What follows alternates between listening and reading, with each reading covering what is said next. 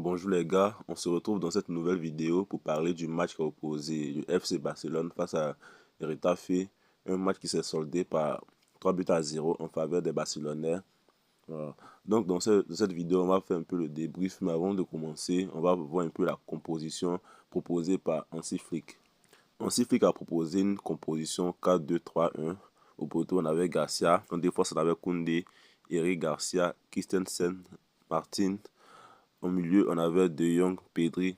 En attaque, on avait Rafinha, Olmo, Ferran Torres et Lewandowski. Donc dans ce match-là, je pense que le FC Barcelone a dominé déjà. Le FC Barcelone a dominé largement ce match-là. Et les statistiques même montrent. On voit ici qu'à la première mi-temps, on a eu 71% de possession de balle pour le FC Barcelone contre 29% de possession de balle pour Getafe.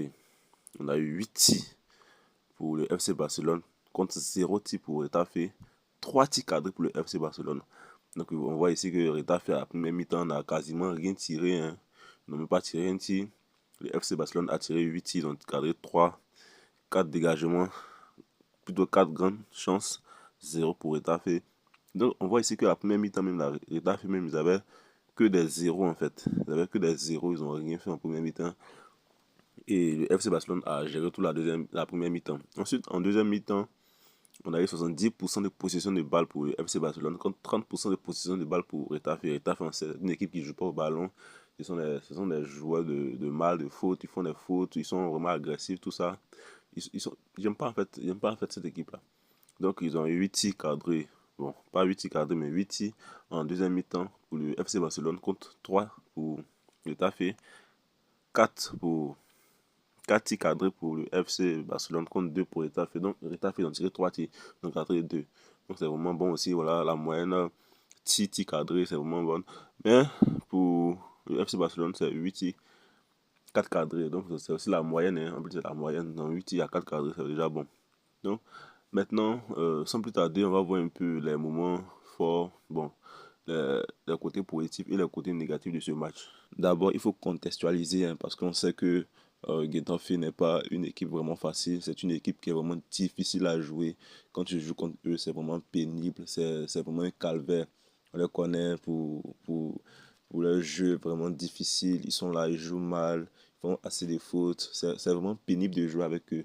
Donc le FC Barcelone a marqué 3 buts. On peut dire ainsi que vraiment c'est une bonne performance parce que euh, on dira que le match était vraiment bâclé, le match n'était pas assez correct parce que ils ont pas bien joué. Mais il faut reconnaître aussi qu'il y avait Getafe sur le terrain. Getafe, c'est vraiment difficile de jouer contre eux.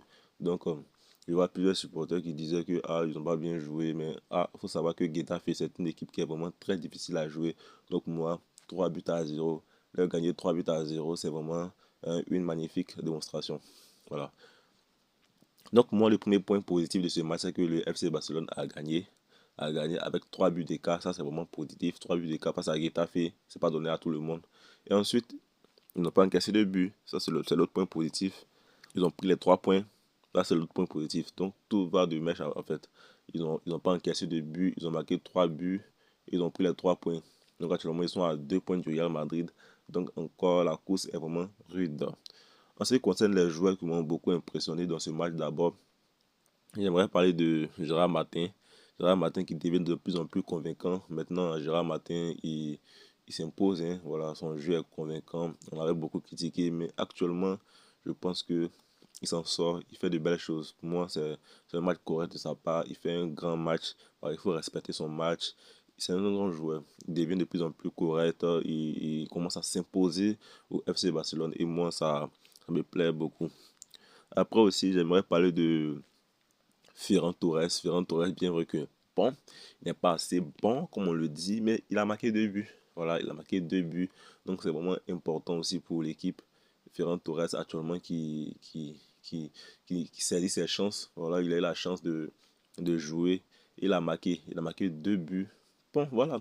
Le match passé là, face à Valence, non, je pense bien. On l'avait critiqué, on avait dit que il avait raté des occasions. Mais lui, c'est comme ça avec lui. Lui, dès que tu critiques, après le match d'après, il vient, il te marque des buts. Il a fait un doublé, magnifique doublé face à Getafe. Je rappelle, Getafe qui n'est pas une équipe facile. Mais lui, il est venu, il a marqué face à Getafe. Donc, qu'est-ce que vous voulez que je dise? Voilà, il a marqué, on peut plus trop parler sur lui, quoi.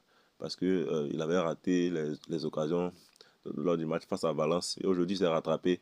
Il a mis un doublé correct, sans problème. Il y a aussi Daniel Olmo qui a fait aussi un très bon match, c'est-à-dire que il fait une passe D et il marque. Donc, voilà, Daniel Olmo aussi qui pour moi aussi a bien joué aujourd'hui parce que, mine de rien, il a marqué, il a fait une passe. C'était déjà bon pour son statistique, hein. Il était deux fois décisif sur cette rencontre. Et pour moi, c'est bon, c'est un bon joueur aussi. Il y a aussi Pedri, bon, qu'est-ce qu'on va dire de Pedri? Pedri, bon, on n'est plus étonné maintenant parce que toujours il fait des masterclass. Donc, il ne sait pas quoi dire en fait. Il ne sait même pas quoi dire parce qu'il suis habitué déjà à ses performances. Il a l'habitude de performer comme ça. Donc, il n'y a pas grand chose à dire. C'est l'un des meilleurs milieux au monde. Voilà, c'est tout ce que je peux dire.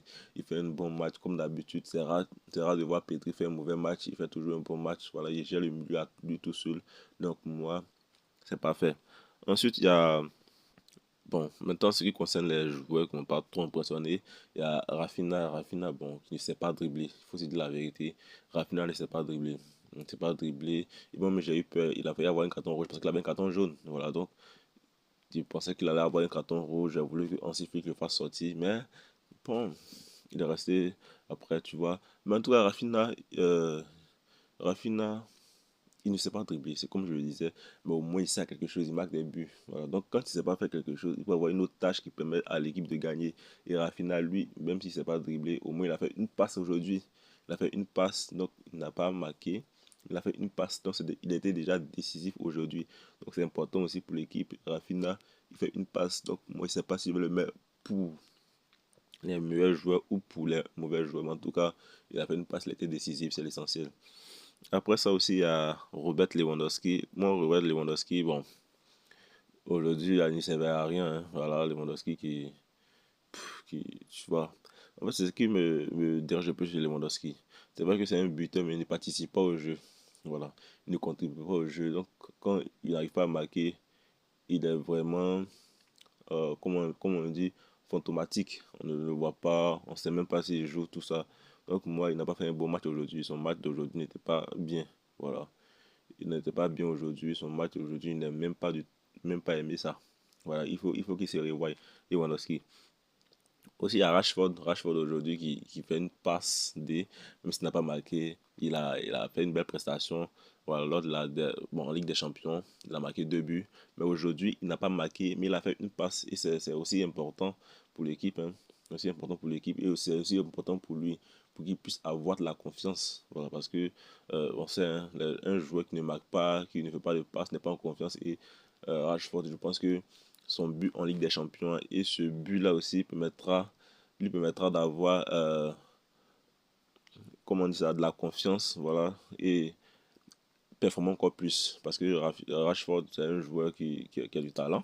Qui a du talent, même si, bon, c'est un peu difficile de s'imprégner au FC Barcelone, mais je pense que c'est un joueur qui a du talent, qui pourra s'en sortir si se donne plus, quoi. Voilà. Donc, merci beaucoup à tous. C'était tout pour ce débrief-là. On se retrouvera dans un autre élément de vidéo pour parler d'un autre match.